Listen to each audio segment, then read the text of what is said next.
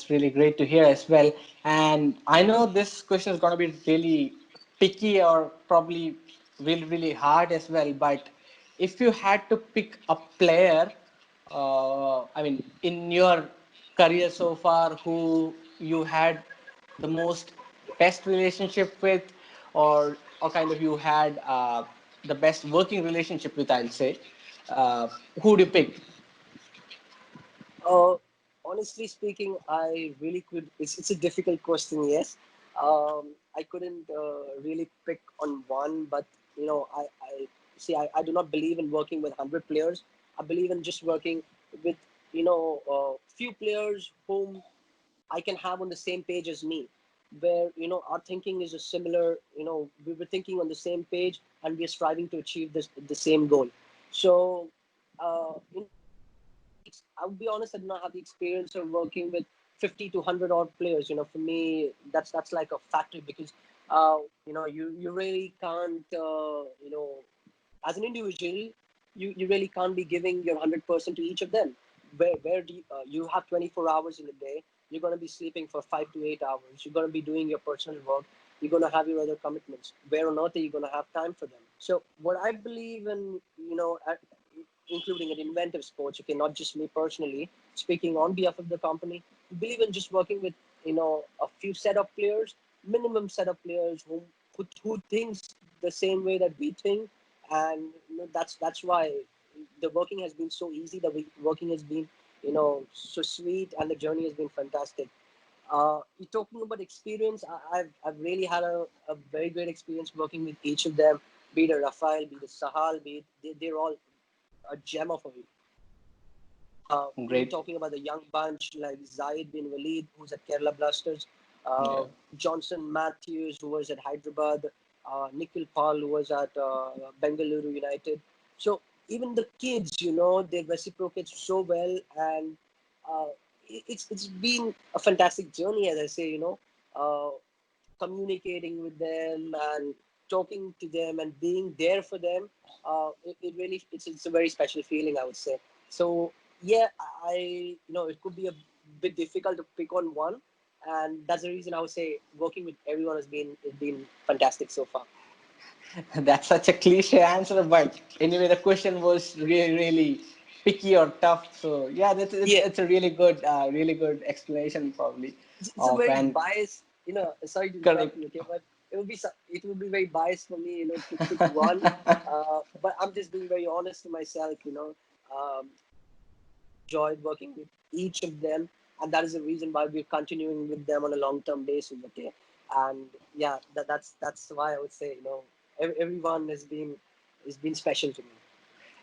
Great to hear that. And something that I want to ask you more is about the transfers that happen in India. So, when you talk about the transfers or a transfer market, people's head comes up, and people are all over the place as well. When I talk about the fans, because they're running around the papers, they're probably commenting on Twitter journalists' feeds, asking for updates on every single player they want to know about. It's kind of what you call the probably the biggest business side in football, the transfers. And when it comes to Indian football, how do you think the transfer structure is? Do you think the clubs are doing a fairly good job when it comes to transfers? Can't be speaking of each and every club because each club has a different way of working. But when it comes to talking about professionalism, I credit where credit is due, and I would want to definitely appreciate the way, I've had the experience of working with Bengaluru FC when I did facilitate the deal for Rafael Augusto recently. Well, to be very honest, the professionalism that they've maintained, and the way they took care of each and everything to complete the deal successfully, was just fantastic. And I did say this to the CEO and the people whom I worked with to get the transfer across the line. That I have worked on several other transfers. I've worked on quite a few deals, but the experience that I had working with BFC, for that particular transfer was just amazing. Talking about transfer, each one has their own way of working and things. Each one has their own way of signing players, their own taste and own choice. But at the same time, we try and see, which is the best project for our player in specific. Like for example, for me, it's not very important to get the big bucks out, for a specific player. What matters to me as an agent when I sit down to negotiate, I also want to make sure that my player is getting enough of playing time, is getting enough of minutes. Because honestly speaking, it would really not make sense for any of my to see any of my boys, sign a 50 lakh or a 90 lakh contract, okay, and sit down and warm the bench. Eventually, maybe if he's a 21-year-old or a 25-year-old, those are like the crucial years of his development. It will either make him or either break him. And uh, being very honest to myself, yes, no doubt, the money would be flowing into his account, okay, but he would not be happy. He would not be keeping himself in good space, and neither would, the experience would contribute towards his development, and neither would that benefit Indian football in the long run. So when I sit down to negotiate, I definitely want to, try and see what is the best project. It's not always in terms of money. Yes, money does play an important role, but factors like playing time and so many other things that come into picture. For me, that's very important. Yep, that's really good to hear as well. And something probably before we wind up the episode, something that I want to ask you is about the situation due to the coronavirus, because it probably will have a big financial impact on the clubs, and that might also come into picture when it comes to the next one or two transfer windows as well. So, do you think the financial impact is really huge for Indian football because of the whole Uh, pandemic thing? Absolutely, there's going to be a crunch in the budget, and everything's going to change like what it was to last year. The budget's going to drastically come down. The league's going to be more of a shorter version. Normally, the league does start somewhere in September. Somewhere around month of September. But now, you see the league's going to be a bit delayed and stuff, so obviously, budgets are going to be impacted, and clubs are going to try and observe what the situation is. That's the reason, why the market at this moment, okay, is being a bit cold, and they're just trying to observe and see, who's going to be available, how's it going to be available. And also at the same time, they're going to keep themselves mentally prepared. If we don't make it to option A, we have option B covered. So a couple of transfers have been covered, by few of the clubs. Okay, but at the same time, there are many other clubs who are waiting, and they're just trying to judge the situation. Because see, when it comes, putting ourselves in their place, yes, it is also right for them, to take a back seat and judge what the situation, because they are going to be working as a company, and they need to think about the company first. Okay, and then the second thing that they would be looking into, how to spend and how to activate the funds, etc. So that's why I think they probably are playing their cards the right way. But at the same time, if they lose out an important player, um, I think it will be their loss. But again, I personally feel they would be mentally prepared for any of such situation like that. And yes, the market has been quiet, but I'm really just waiting to see when it opens up. And all I want to hear, the first thing that I want to hear once the corona thing is sorted out is deal done. That's something I'm looking to wait. I'm looking to hear for. Great, great, absolutely. Because when you hear that particular that two words deal done, it definitely brings a smile on every agent's face, because anyway, you like you said, it's the breakthrough for you guys. Absolutely, get facilitating any deal. It's been one of the best, best moments. I could say, and the feeling is very special. When you hear those two words, deal done. Oh, I'm very happy about it. Okay, so before we wind up the episode, final question for you today is: do you think any of your Indian clients have the potential to probably play for a good enough team in Europe. I know that it might be a little too early probably for you to judge, but in terms of what you've seen so far, do you see any big break for an Indian player soon? Uh, Being very honest, we do have a couple of players who are extremely talented and who can make it up there. We had players like Zaid bin Walid, who's with Kerala, who was with several academies abroad in UAE and several other places. Okay, talking about another player of ours, Saurabh Gopal Krishnan. Okay, he was on trial with Kerala Blasters back when. Uh, the likes of Wes Brown and Berbatov and Sandesh were part of the team. Um, Ian Hume, etc.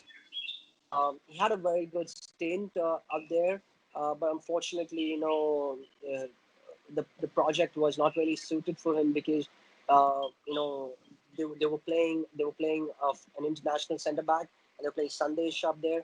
So then nothing potentially came up for him.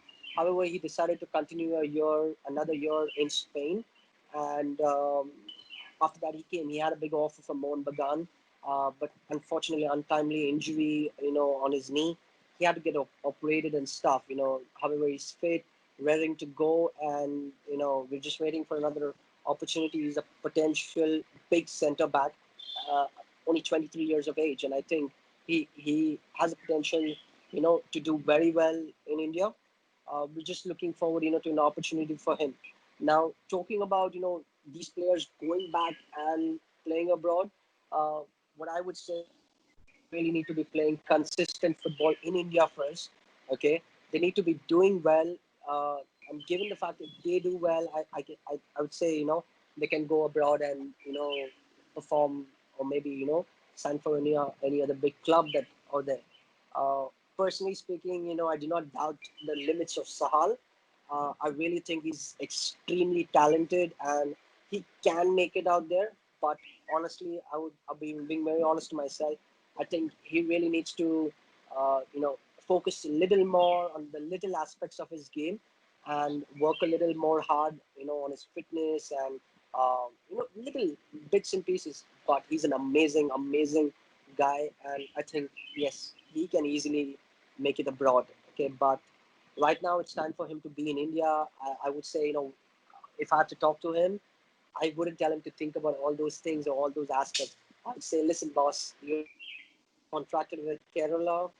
You need to be making sure that you're giving your 100%, focusing on what really matters. If an opportunity comes, we can address it. But at this moment, you're a Kerala Blasters player. You need to think about Kerala. You need to play with Kerala. That is what I would tell him.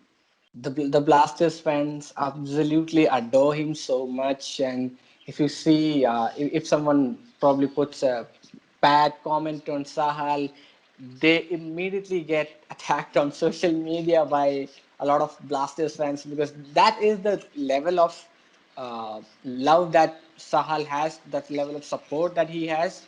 Like you said, he's one of the really most talented footballers right now in India. And I spoke with Ilko Shatori on a podcast not so long ago, and Ilko had the same impression of Sahal as well. He said that Sahal is a really talented footballer, and probably he might have to improve a lot more on his numbers, the numbers game, the statistics. So yeah, he's one of the player who probably looks like the guy who can play abroad. So yeah, so that's it. So Apart from him, being a great athlete, he's an excellent human being as well. I would say that, and a fantastic guy. To be, it's very easy working with him because he understands what you tell him, and his head is actually on what really matters to him. So yes, he whatever love that he get, he's one of the most loved players, as you said, not just in Kerala but everywhere across.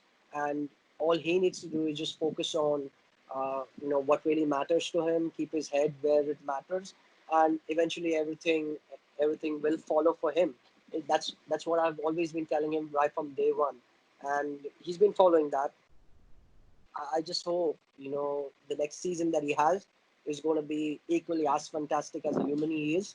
And, he just goes on to achieve great height, great heights. Not just him, but every other player, I hope, does well. And they not just make themselves proud, they make us and their families proud too. So, yes, that's all I will be, looking forward to. Yeah, absolutely. So thank you so much for your time on the show, Wilbur.